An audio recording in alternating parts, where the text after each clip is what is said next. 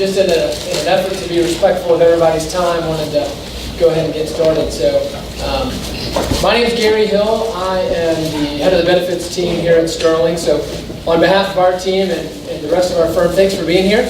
We're excited to have you today. We know this is a topic that is of growing interest as people continue to lament and complain about increasing healthcare costs. So, we thought this would be timely. There's certainly been a lot of publicity and news around healthcare costs the last 2 or 3 years. So hopefully you'll feel like this is an interactive discussion. We want to make sure that you've got an opportunity to ask any questions that you have. Don't be shy. I probably can't answer them, but David and Michael probably can. So hopefully we'll be able to address anything that you've got. Just as by way of housekeeping, a couple of items. We are going to distribute the presentation after the fact. We'll email it to you, so don't worry about that. This will be coming to you via email. We're also going to be recording it, so if you want to forward it on to someone else in your company that couldn't make it today, please feel free to share it with them. But thanks for being here. I also want to say thanks to Andrea Hollis, who's still outside trying to direct traffic, but thanks to Andrea for putting all this together. So we'll go ahead and jump in, and then I will introduce David and Michael and let them really kind of run with the meat of the presentation. But I really just want to sort of set the stage with kind of where we are today with healthcare, right? Self-insurance is more popular today than it's ever been. And there are a couple of reasons why. But if we look back to the world of healthcare, pre-healthcare reform, and where we are today, we've got 38.6% more companies are self-insured today than there were 3 years ago. Okay? So clearly there is momentum, not just in the mega large employers, 1,000+ size range. There's a lot of momentum even in the 50 to 100 range. And so almost 40% more employers are self-insured today than they were 3 years ago, which I think is pretty interesting. And so what's driving that, right? The Affordable Care Act is a big part of that. There are some significant advantages with being self-insured from a fee or tax standpoint that the government has imposed on fully insured plans coming through healthcare reform that you get out of in the self-insured world. You also have significantly more proactive management of the expenses, right? Data transparency. If you really want to proactively manage what is probably your second or third biggest expense, depending on your industry, being self-insured is going to give you the tools, the information, and the ability to really manage that from a proactive standpoint. And then thirdly, control over plan design is really another key factor of why we see people moving into self-insured plans. Taking the data that you have in the spirit of wanting to proactively manage that, how do we tweak our plan to accomplish the goals, to drive the behavior, to educate our employees, to be better successful users of healthcare? How do we do all of that ultimately with the goal of controlling our costs on a long-term basis? So the environment has never been more appropriate for self-insured plans, as we've seen a tremendous amount of growth in that space. The government is really helping incentivize people to go that way, to the extent that the government helps incentivize anything. But they are allowing for some significant incentives to go down that path. And then just the flexibility and the desire to have more control, to be the master of your own domain, so to speak, to not be subject to all the state mandates that are out there today. Self-insurance is a really great option. So with that, I want to introduce David McCachern and Michael Tate. They're with a firm in Charlotte called Healthgram. They are great partners of ours here at Sterling. They live and breathe these self-insured plans every day. This is what they do.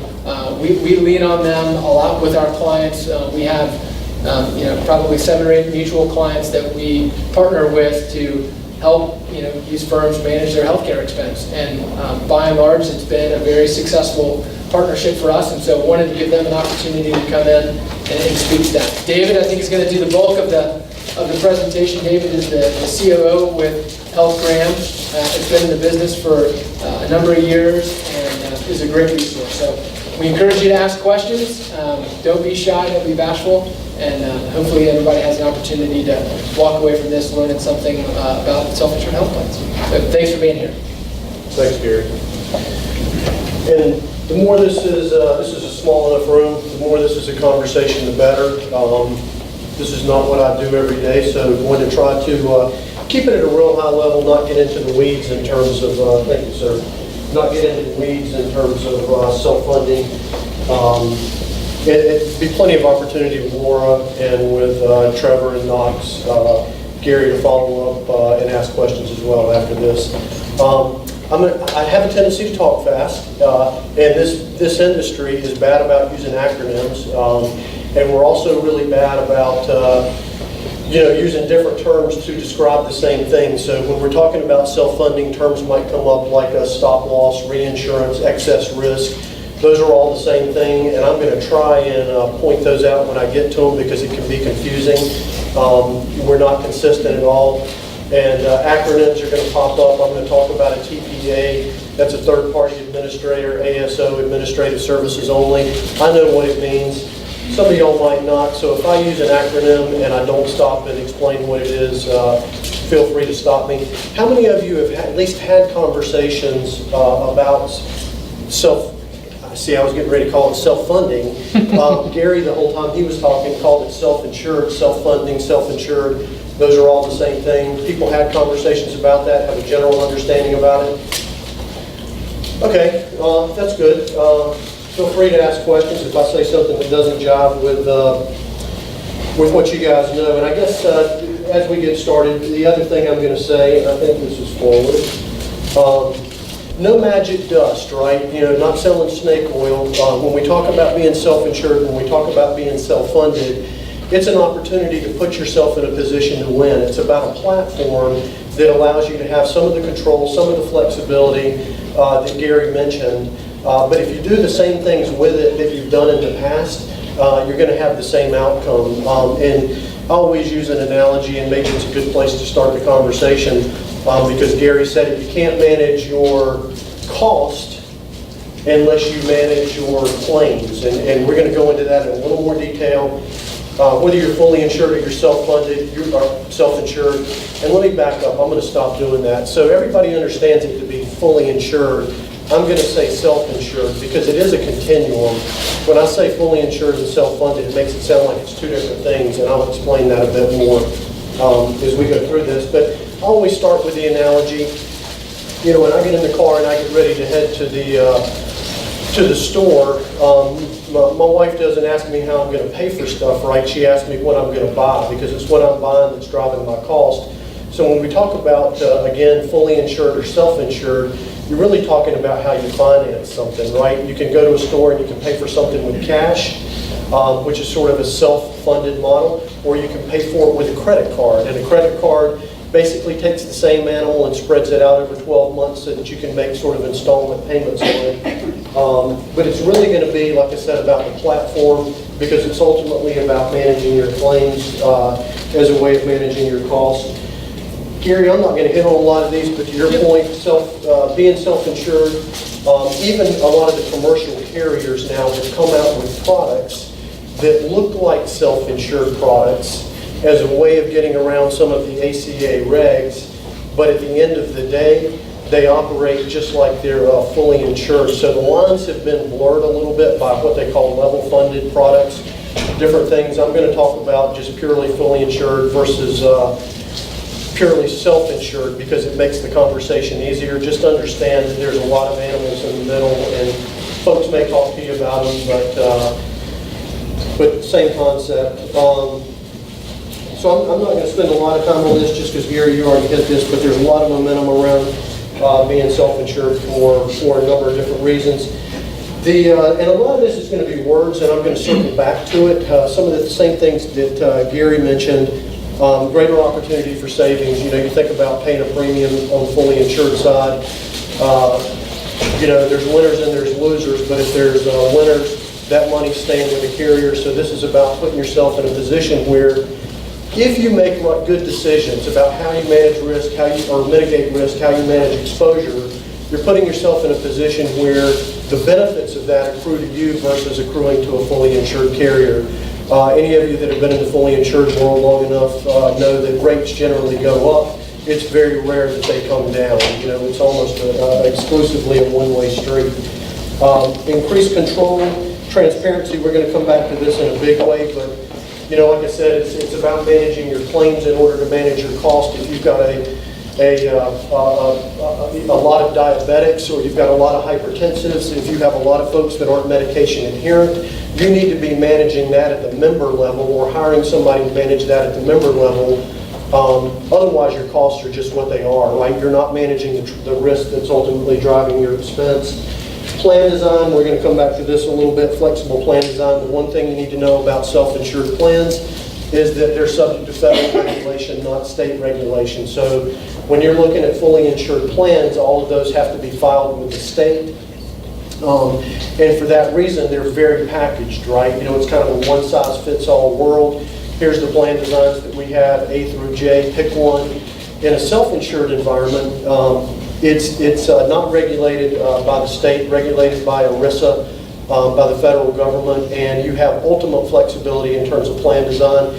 We have probably 200 self-insured clients, and I can tell you that in that book of business, there's not one of them that has a plan design that's exactly like the other one. They're all customized based on the needs of that specific employer.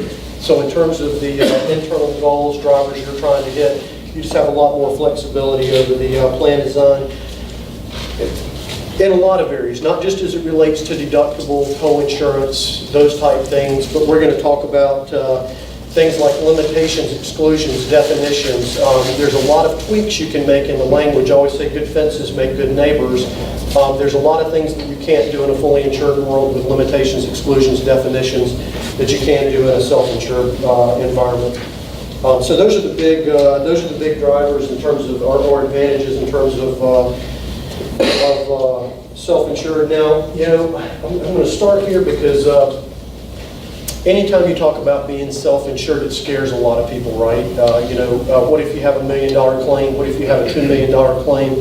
Optum is one of the stop-loss carriers that we work with, and getting ready to explain what that means. But had a conversation with them last week. They've seen a $30 million claim, and they've seen a $20 million claim.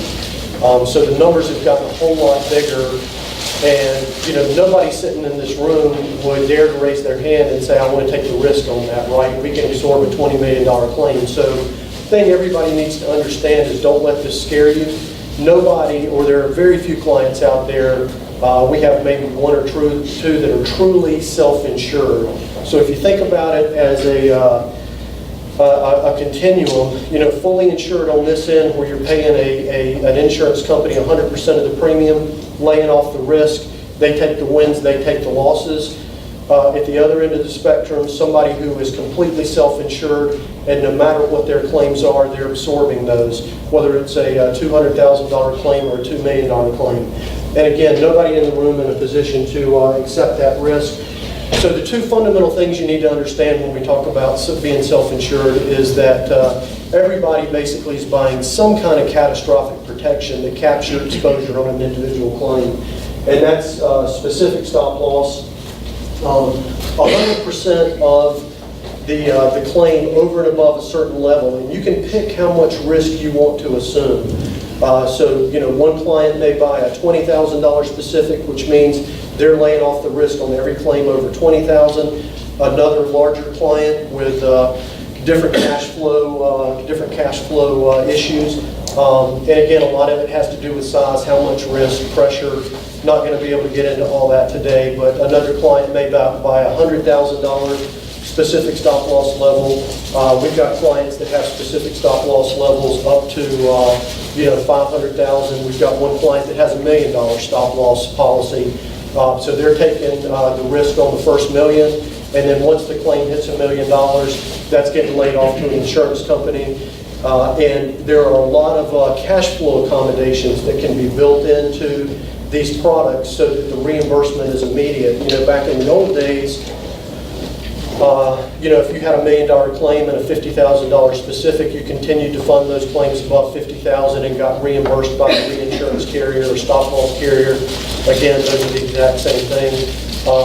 But anymore, those can be advance funded. So from a cash flow perspective, Once you've paid out your, let's say you have a $50,000 specific, once you've paid that out, you're completely done. After that, it's 100% on the insurance carrier.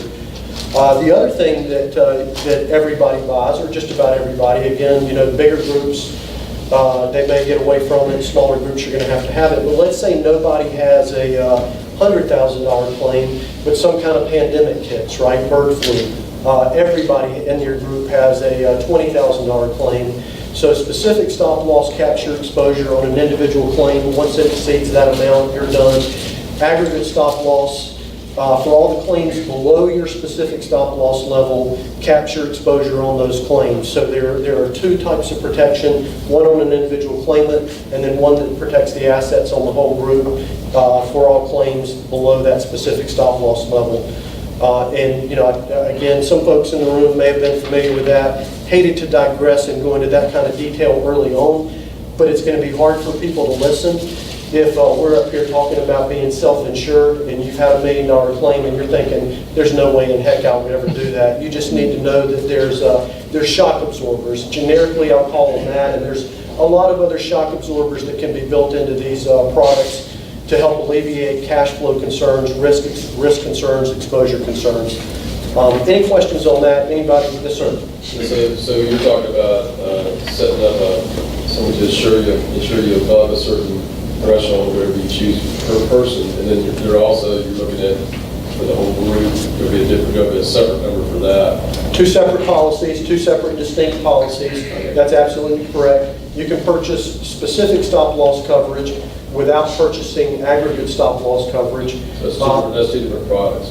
Two totally different policies. Now, normally they're married together and they go together. And we'll talk about why, but once you get comfortable with self-funding, or self-insured, you may choose to not carry aggregate coverage, because if you think about it, specific stop loss, if you set your specific stop loss level low enough, you take all the volatility out of your claim. So if you take, because really what's driving cost? I mean, everybody in this room is like most people. If you take a look at your population, 3 to 5% of your population is driving 50% of your spend. 10% of your population is driving about 80 to 90% of your spend. Well, if you take those fluctuations out by buying a relatively conservative specific stop loss level, a $30,000, $40,000 specific stop loss level, then for the claims below that, you take a lot of that volatility out. It becomes very, very predictable at that point, and aggregate stop loss coverage becomes more like sleep insurance. Very rare that you see an aggregate claim. The carriers don't charge a whole lot of money for it because there's very little risk there. But those are two separate and distinct contracts. You can buy specific stop loss coverage and not buy aggregate coverage. You cannot buy, as you would expect, you cannot buy aggregate coverage without having some sort of specific stop loss coverage, because there would just be too much pressure on the aggregate. As an example too, I mean, we have around 175 employees enrolled on the health plan. We don't have aggregate coverage. All we have is specific coverage. So we just set the specific deductible, I'd say, I believe it's a number around $40,000. And the same reasons David mentioned, it's that chance of having a large amount of claims from a large amount of people that's going to allow us to exceed the aggregate deductible is so low. We've been in this thing long enough to where there's no need for us to purchase it. And like David said, the reinsurance carriers, aggregate coverage, it's going to be around a $10 PPM number. That just shows you where they price that type of risk, as opposed to specific coverage. So for that $40,000 deductible, now that's $100, $200 PPM amount. So those are just the different risk levels you take into account when you're looking at something like that.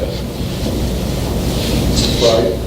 And I'm not really using the slides that well. I apologize for that. I'll try to stick to those going forward. So when you understand it's just a continuum, fully insured to self-insured, and you understand that 80% of your spend, whether you choose to insure it, fully insure it, or self-insure it, 80% of your spend is your claims, and you understand that whether you're in a fully insured environment or a self-insured environment, again, this industry is really bad. If you're in a fully insured environment, they call it pooling. Everybody's heard the term pooling levels. In other words, when they look at your experience on the fully insured side, they're pulling out the anomalies also, right? There's a pool premium that you pay. and they're pulling out claims above a certain level. This is kind of what you end up with, right? You know, your fully insured premium, the way an insurance company builds it, they take your claims, because again, when you take out the anomalies, they get very predictable. They within reason, if you give me a 500 life group, within 1 or 2 points every year, I'm going to be able to tell you exactly what the claims are going to be, right? The bigger the group gets, the more statistically valid it gets, the more predictable it gets. They're taking your claims and they're using that as a starting point for building your premium. On top of your claims, they're building in their retention, which is their administrative expense for managing your plan, paying the claims, providing customer service, billing eligibility, everything they do. They're building in a pooling charge, which is like specific stop loss on the self-insured side. And that ultimately becomes your premium. And that's why I said earlier, if you don't manage your claims, then you can't manage your cost, because every year that math is I mean, it's real simple. Now, you don't get data on the fully insured side, you don't have information, but in a self-insured world, you should never be guessing what your renewal is going to be, right? You get ag reports every month, and ag reports are really just an accounting of how the plan's running. And based on that ag report, any given month, year to date, because you know they're taking your claims, they're adding trend, medical trend, whatever medical trend is, 4, 5%, 8%, and that's going to become the claim projection, retention, and pulling on top of that. You ought to know exactly what your rate increase is going to be, right? Very simple formula. You can do the math, and you ought to be within a point of 2 of where your renewal is going to be.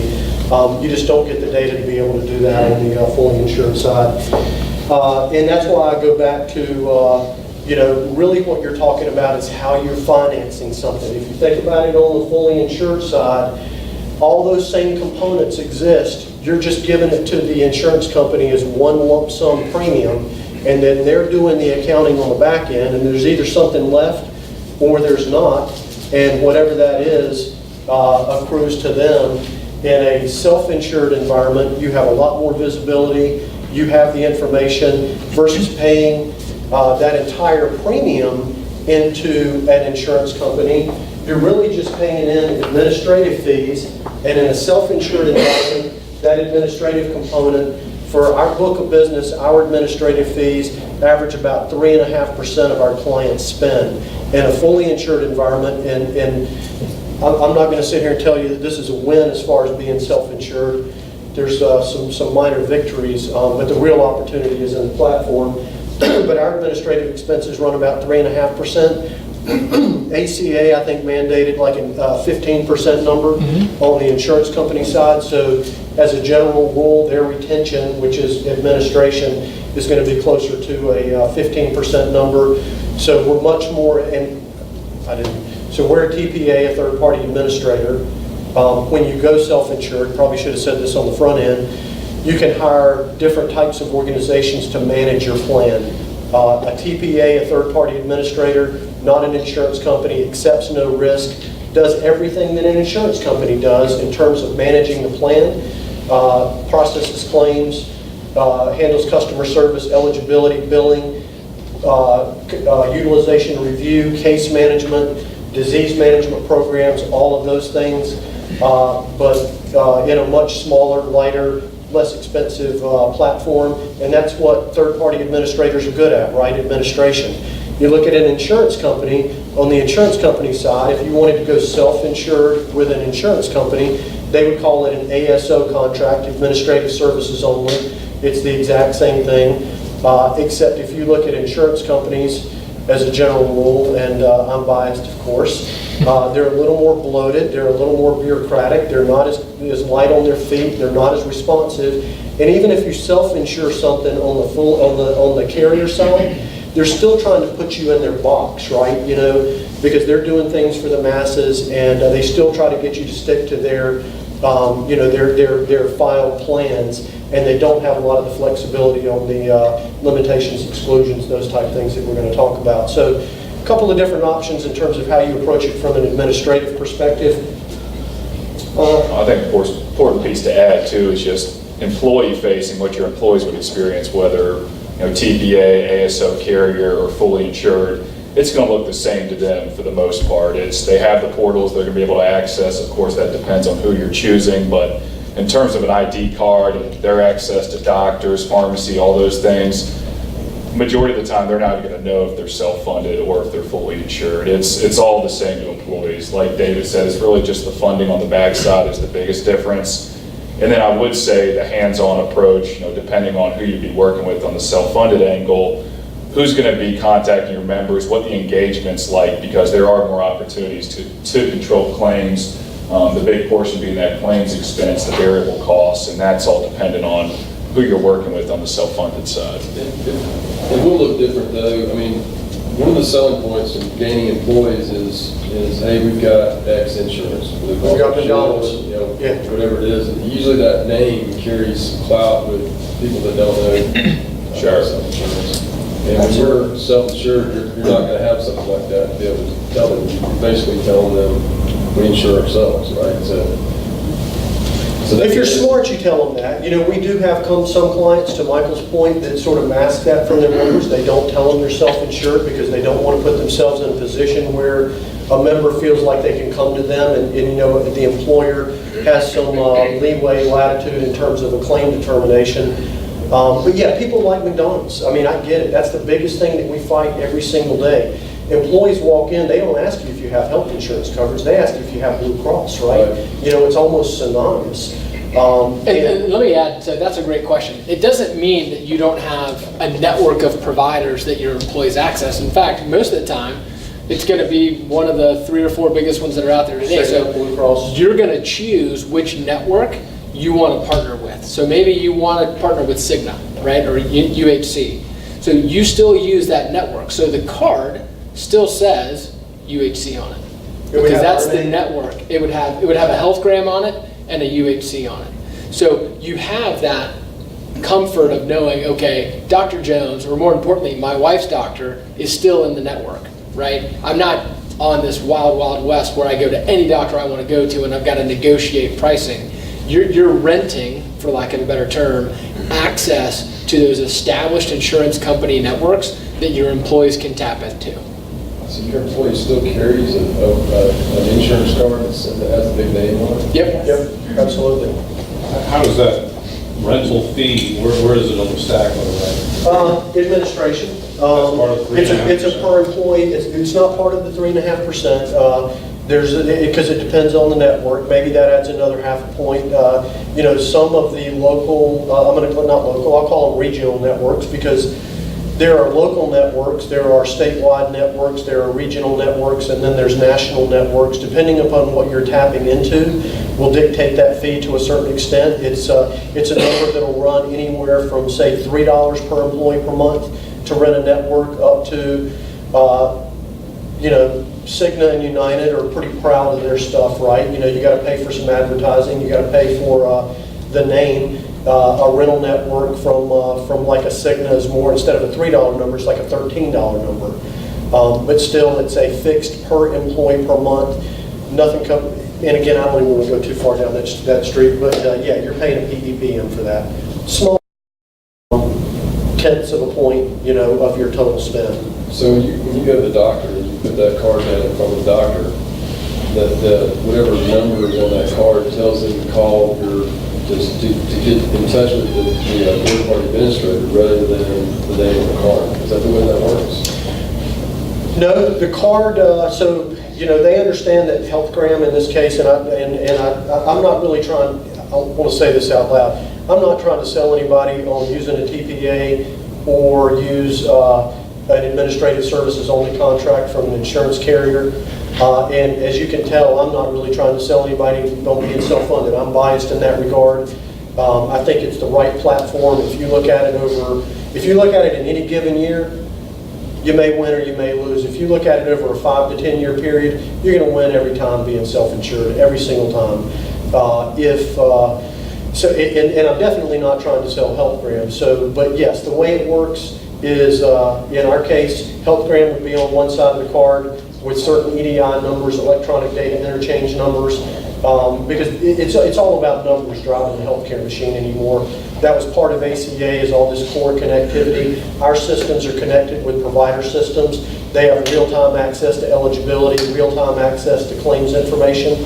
The EDI number or the identifier on the Cigna side or the Blue Cross side is going to be a different number, and they know that's who the network is. And that really, it's important to them because it drives the pricing, right? They need to know what to expect in terms of reimbursement. But yes, they know that you're with Cigna, they know that you're with Blue Cross, they know that you're with United.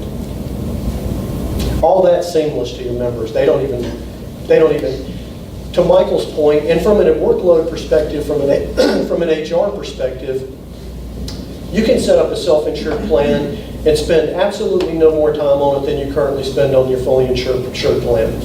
It's no more work. It would feel exactly the same. It would look exactly the same. There would be one or two extra steps because instead of just paying a monthly invoice, get your premiums and giving all your money to a carrier, you're paying a fixed invoice for administration and stop loss, and then you're taking the rest of the money, the other 80% of the money, and it stays with you. It stays in general funds until it's needed to fund a claim. And I forget where I was going with that, but at any rate, you just pay the fixed cost invoice, and then we would bill you. The extra step was every week you get a check detail report that shows you the claims we've processed, and you fund that at the end of the week.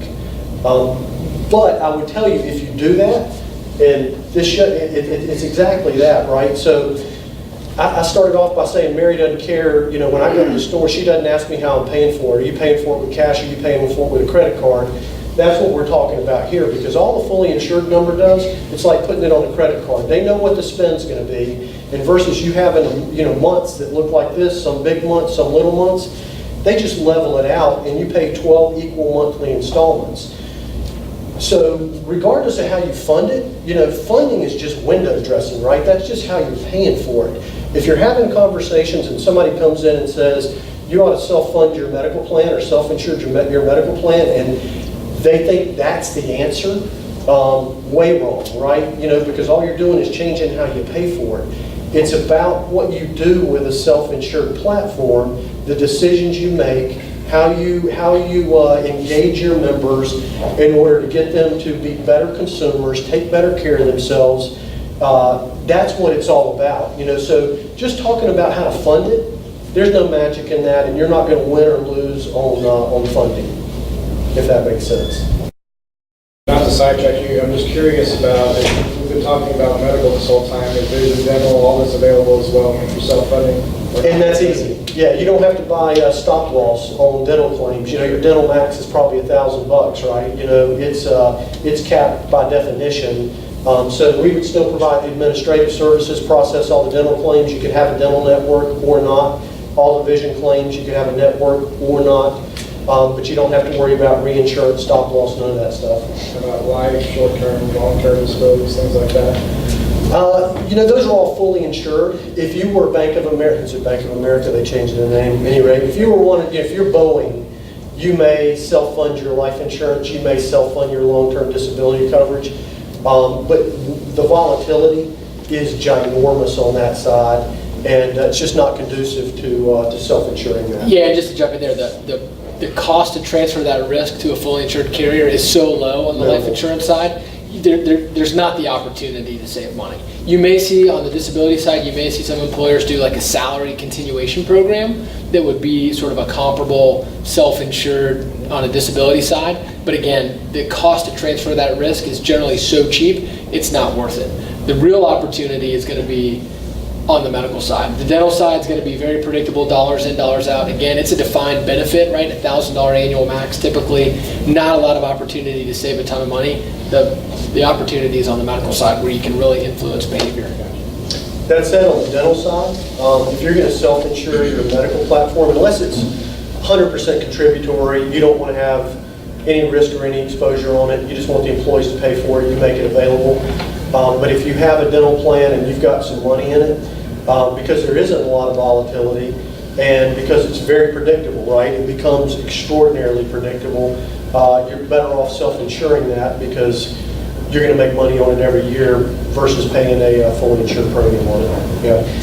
This unbundles, to your question, unbundles some of the fixed costs a little bit more. We're lumping a lot of things together when we talk about administration.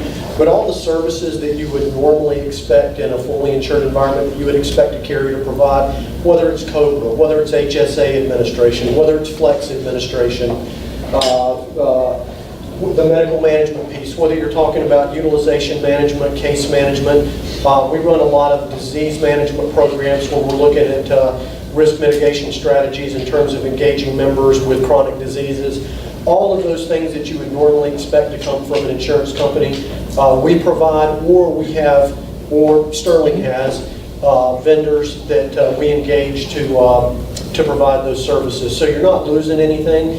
Everything just becomes a lot more visible to you, and you have more levers that you can pull. One of the things ACA did was it dramatically reduced the levers, the opportunities that you have to pull in order to control your risk and exposure on the fully insured side. You know, it's got to be affordable. It's got to meet ACA guidelines in terms of out-of-pockets, all those things. So how are you going to manage this if you have no flexibility in terms of cost and no flexibility in terms of plan design?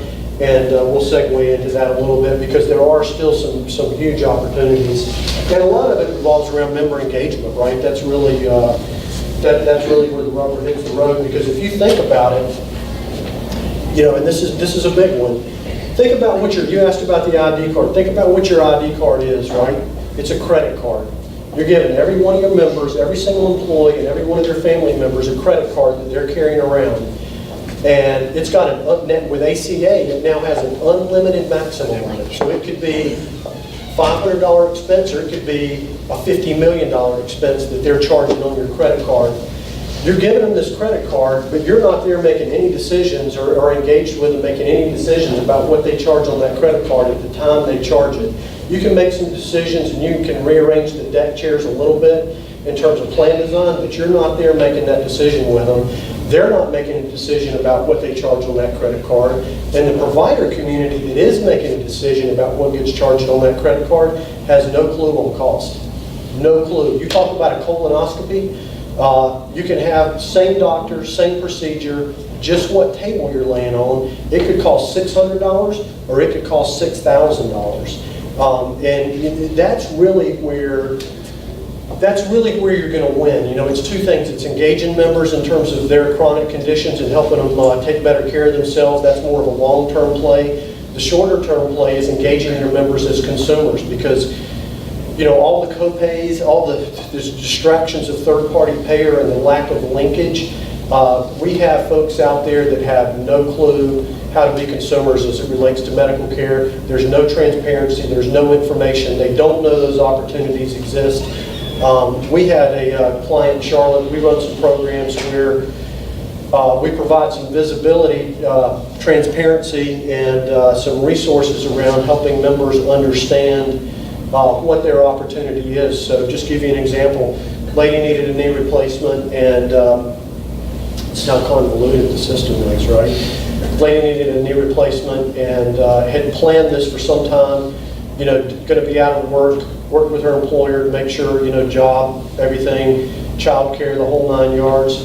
Even though we run utilization management programs, pre-certification, this had been planned for 4 to 6 weeks. You know, when we got the call to let us know that this was going to happen, the day before at 4:30 in the afternoon.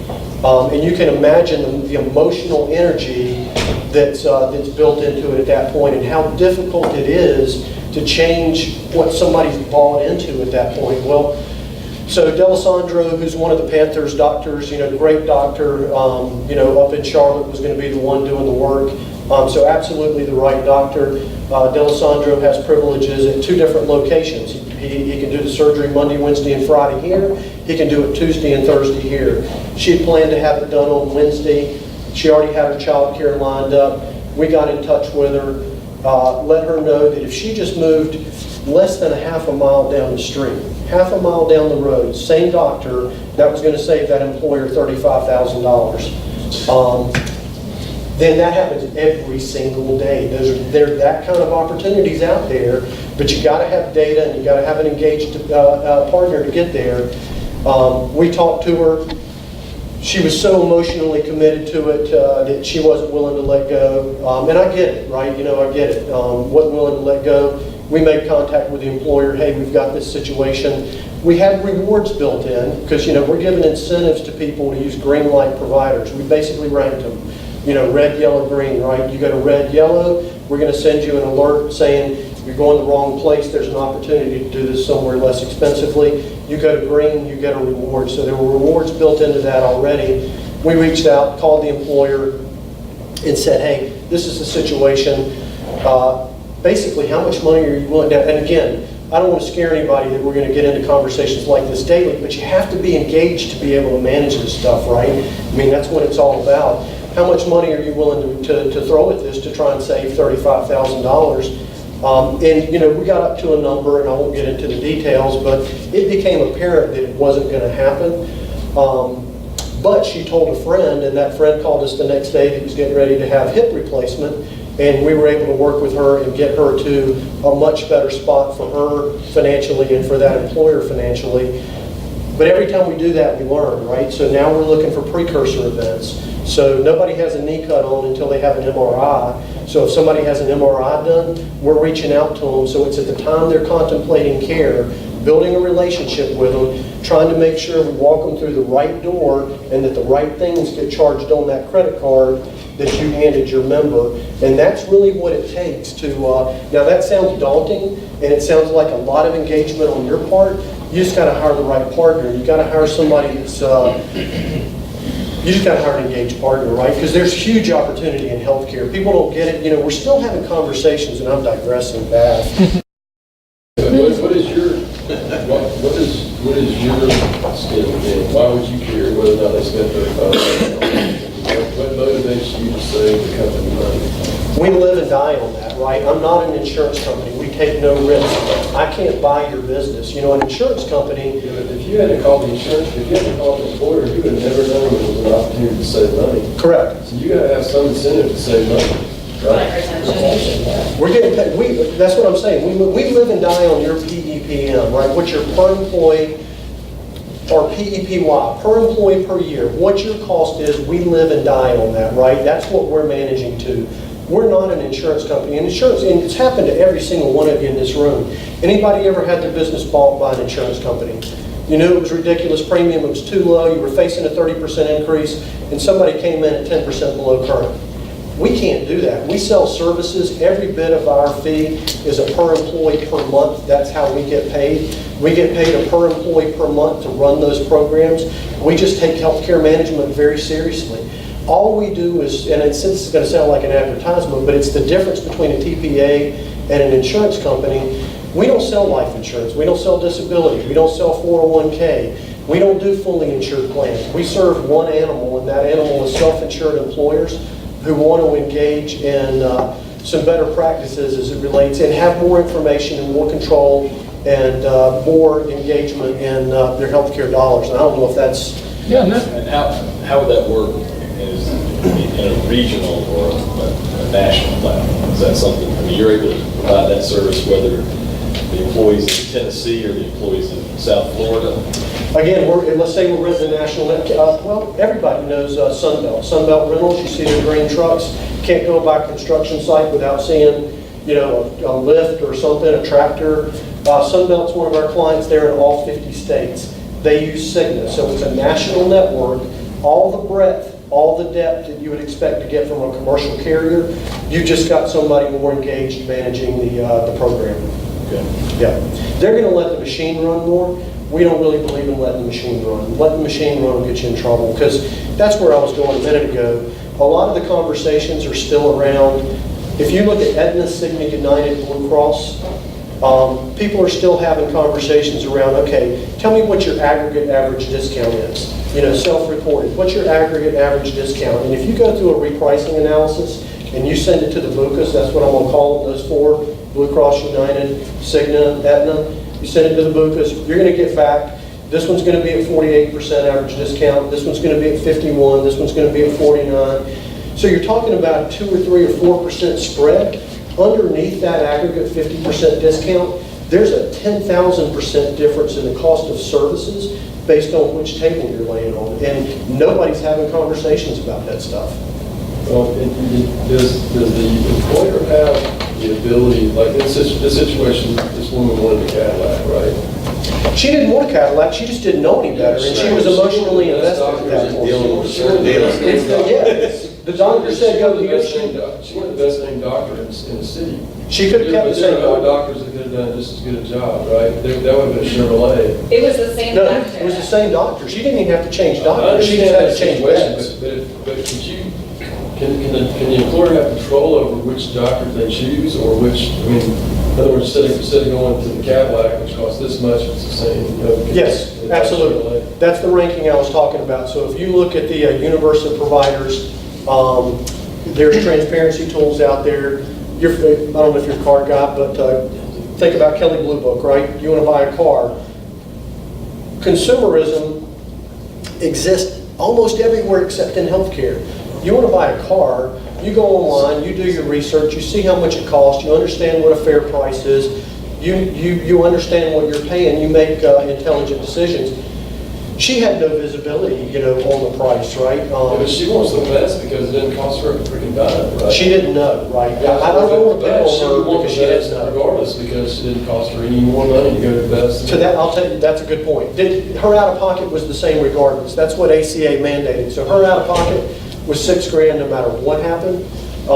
So at that point, yes, she did not care where she went. But so if you look at every single procedure, whether it's an MRI or a CAT scan, or whether it's a knee replacement or a hip replacement or a colonoscopy, market basket of services, and there's different subsets of that market basket. Let's call some of them shoppable procedures.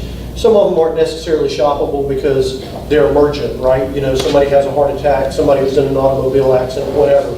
But if you're talking about shoppable procedures, every one of your members can go online, if they're a client of ours, and they can see who the red light, yellow light, and green light providers are.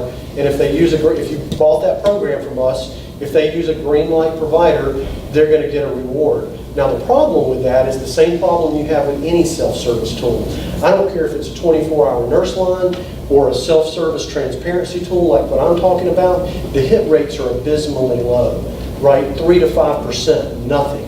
So what you need is a partner that has taken one of those transparency tools, this is going to sound like an advertisement as well, and embedded it in a service. So what we're doing is, to your point, so somebody pre-certifies something, they're going to a red or yellow light facility, not just letting that happen, we're sending alerts to the member, we're also sending an alert to an advisor's picking up the phone, calling that member, trying to educate them on the opportunity, help them understand what the rewards are and how it can help them save money. From a benefit perspective, you're exactly right, it's too nebulous for a member. They don't understand, well, I could save money because my 20% is going to be less. They don't connect with that. All they know is it cost them something. So the rewards, our recommendation would be the rewards need to be outside of the plan. You can accomplish a whole lot more by giving them a $25 or a $50 cash card than you can by telling them their 20% is going to be of a smaller number, if they go here than if they go here, right? So you provide them tangible, concrete, incremental, not big number rewards, and we're driving it, the incentives are driving it, all of that stuff being linked up is what makes it work. Yeah, and I was just going. Sorry. That's where I was going. Is the rewards are a key part of that, right? And it could be as simple as a deductible credit, right? But to David's point, the employee may respond much better to an incentive totally outside of the medical plans. Maybe it's a $250 check. Who knows what it is? But the macro level point is, unless you have the data and the ability to sort of manage that, the employee's going to make the wrong decision every time because they're spending your money at the end of the day, right? So you asked something early on. I think it was you, Norm. Do you tell the employees that you're self-insured? I'd say we have 75% of our employers tell their employees, hey, we're self-insured. Let me tell you how this is going to go. This is an attempt for us to maintain and control our costs going forward. We're all in this together. Your behavior matters. If you're irresponsible, our premiums are going to go up, right? Then you've got 25% of the employers that say, I don't want my employees to know. Because if they know we're self-insured, they're going to go spend my money because they're bitter or whatever it is. So you really have to kind of know your population. But most of our clients say, hey, we're all in this together, gang, and we're gonna do, this is, in our opinion, the best way to manage this expense going forward. And if we're all successful, we're gonna control our costs, right? And that's gonna mean maybe no increases, or 1% increases, whatever that may be.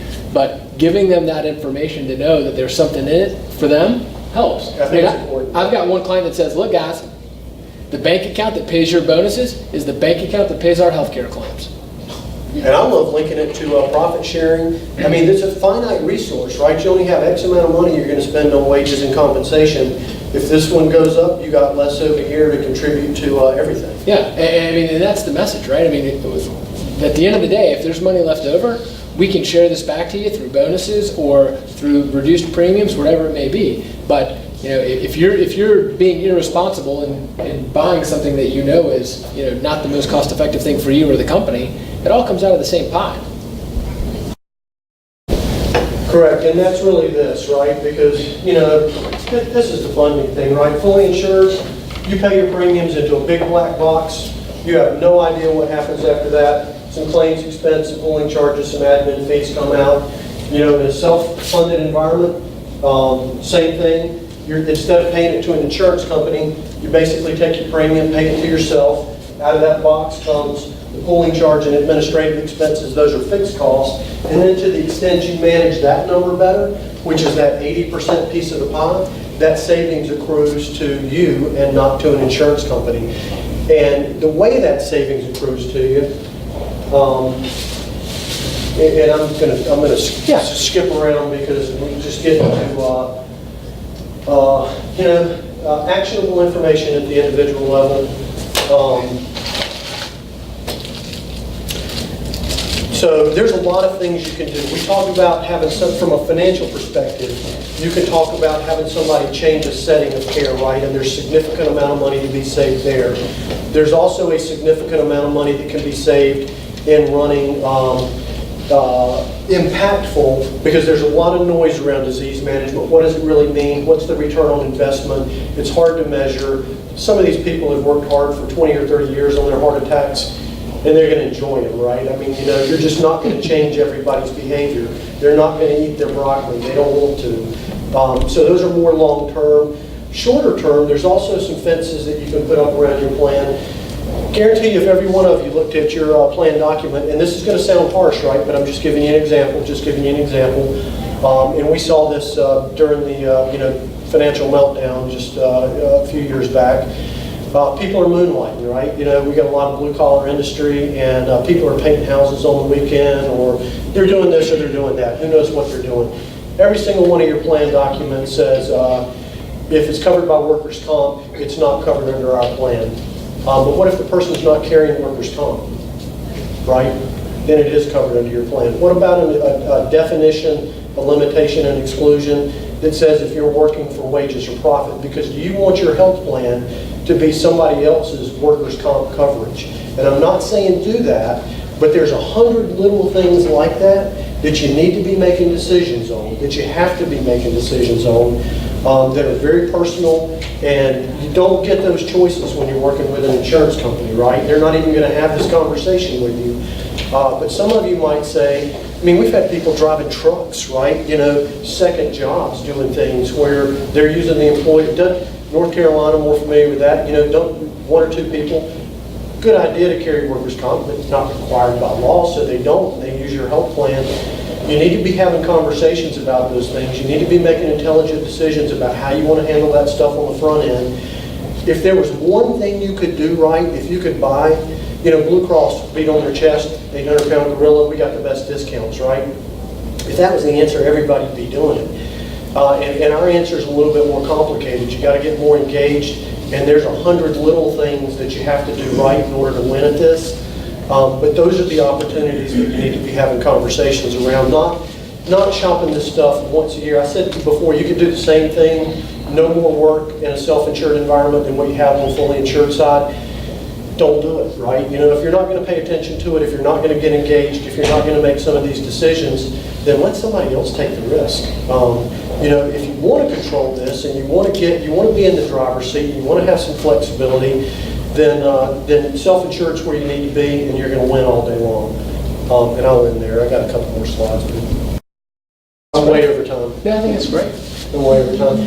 We did include, there's some other. Speak to that real quick. Speak to that real quick, okay.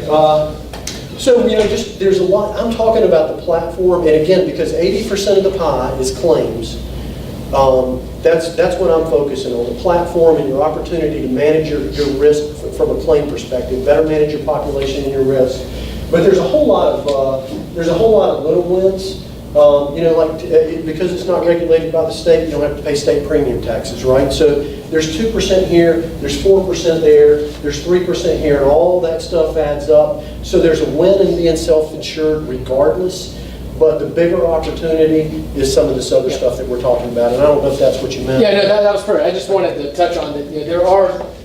There's some low-hanging fruit here, right? I mean, there are a couple of things that are going to be easier to grab hold of as you get comfortable with it. And when you're assessing, okay, what are the financial impacts here? First off, I would say anything, when you're trying to make the transition, you're thinking about the transition, it's really important, as David alluded to, this is not a one-year decision, right? This is at a minimum, a 3 to 5 year decision when you make that first look. And you got to factor that in. So when you're doing the analysis, you got to price it as though you're going to do this for a couple of years, because there are some things that occur in year 2, the plan matures, and some things happen that you want to make sure you factor it in so you're not caught off guard. But 8 out of 10 times, I mean, I've seen 2 clients in the 10 years I've been here at Sterling. We've had 2 clients hit the aggregate stop loss. That's it. It just doesn't happen. It becomes predictable. You're going to win 8 out of 10 years. And you got to be patient. If you have a bad year the first year for some reason, you got to hang with it. But do we have any questions? Are there any mandates that that sort of self-funded insurers sort of routinely shed that are impactful? That the state puts on, whether it be Georgia or someplace else, that you can do away with that impactful. So I think this is kind of weird. So let's take gastric bypass, for example. Right. Massachusetts requires it. It's not required here in Georgia, but if you want to add it, you can. It's between 1.5% and 2% of premium. Okay?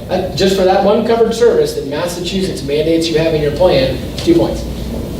Self-insured plans are regulated at an ERISA level, federal level. They're outside of those state mandates. So they're absolutely those things that you do comply with in a fully insured world that you don't necessarily have to comply with in a self-insured world.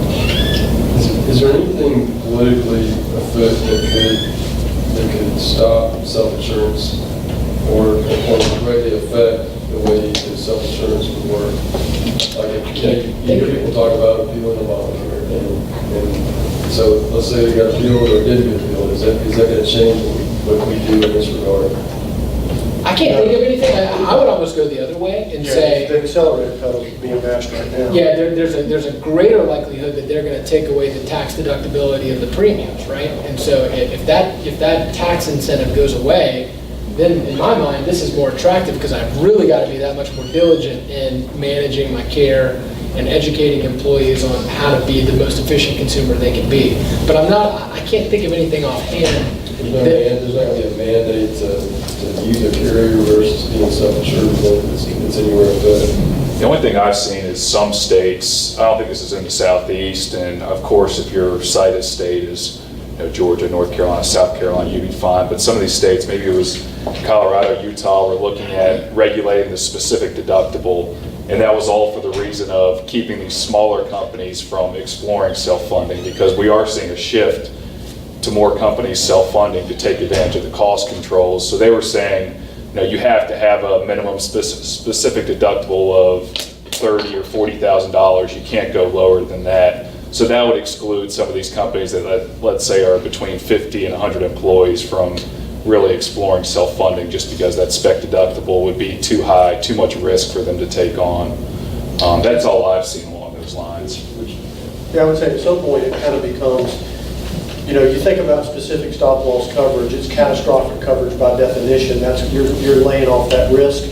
When a normal delivery hits your spec level, that's not catastrophic coverage, right? That's almost like a hybrid fully insured kind of thing. So Yeah. they're just, And going back to your question too, and I usually say this, I don't think I said it at the beginning, you know, we're having a conversation about fully insured, self-insured. I think everybody in this room gets this. Whether you're fully insured or you're self-insured, you're self-insured. You're going to pay an insurance company enough money to cover your claims plus their cost of doing business. They are not, yeah, plus some. You are not going to get around that. You may get in their pocket in any given year, but you're paying your claims. Again, all they're doing is leveling the funding out. It's like Georgia Power and Light, right?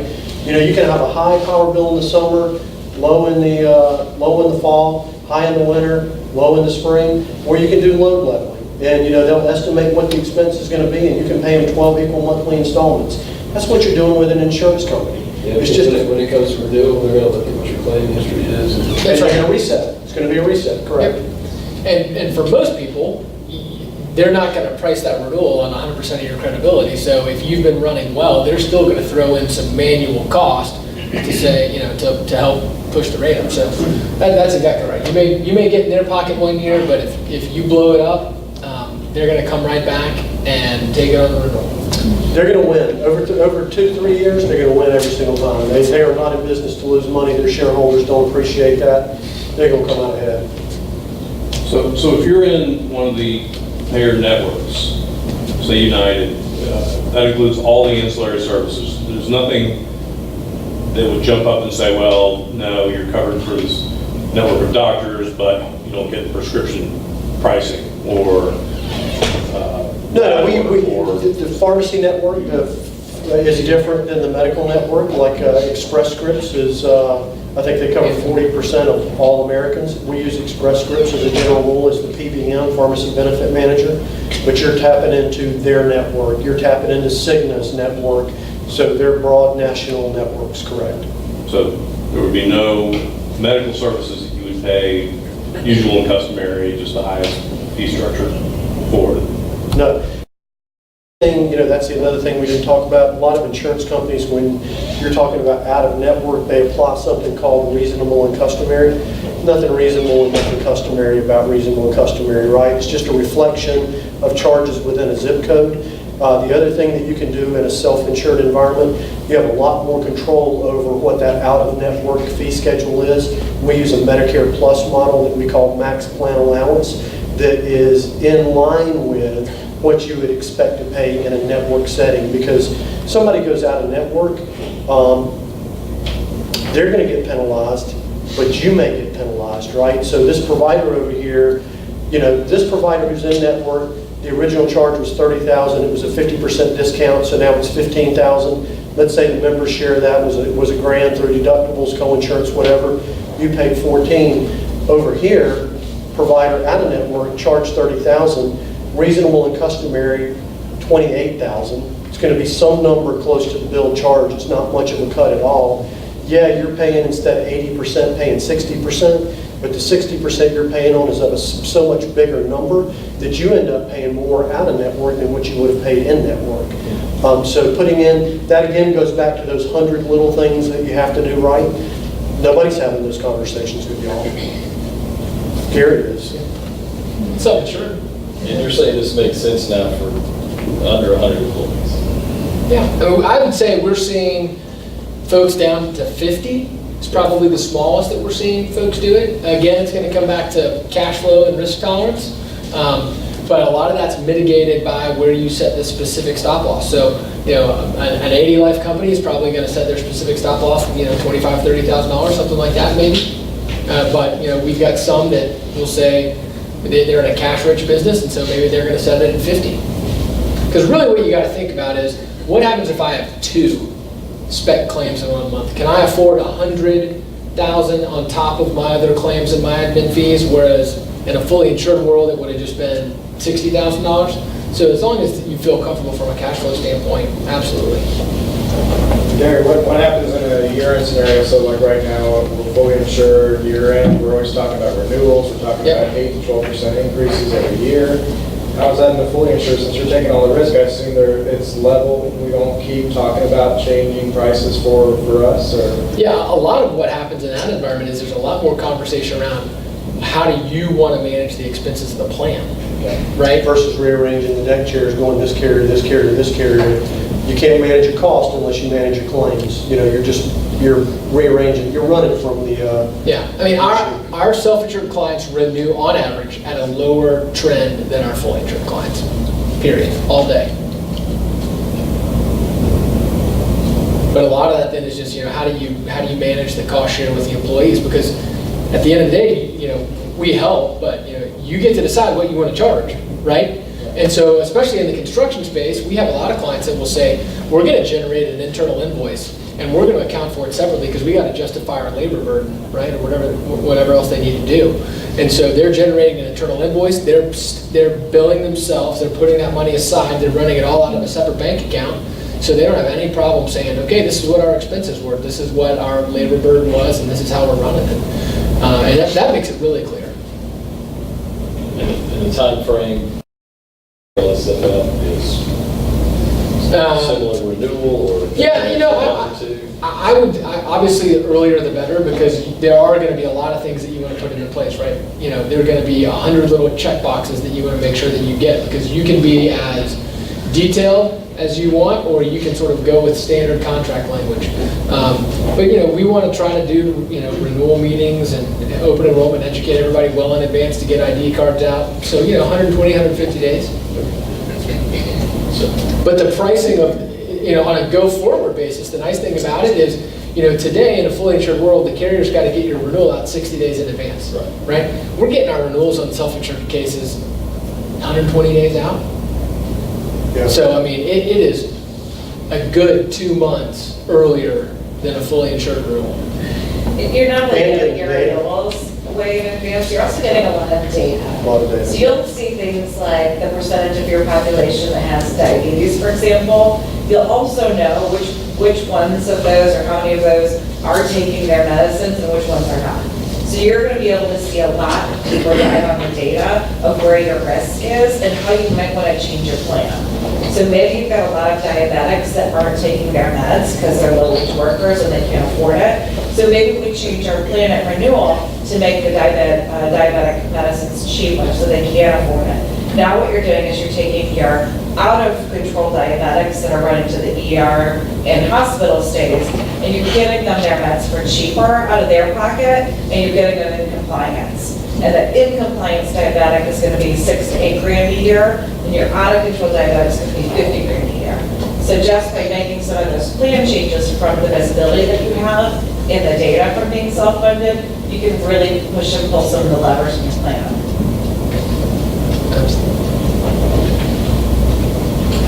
Any other questions? I think we're going up on time.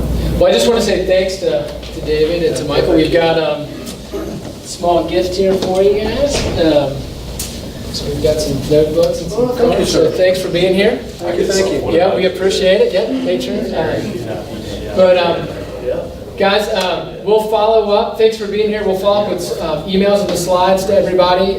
We did record the session, so if you want to go back and master it and watch it again, feel free. If you want to pass it along to coworkers that weren't able to make it, feel free to do so. And we love your feedback, and we'll certainly keep you apprised as we continue to do these series. We do some of these on the property and casualty side as well throughout the year, so we'll continue to keep everybody posted. But we really appreciate you being here, and we look forward to staying in touch. Thank you. Thank you. Thank you.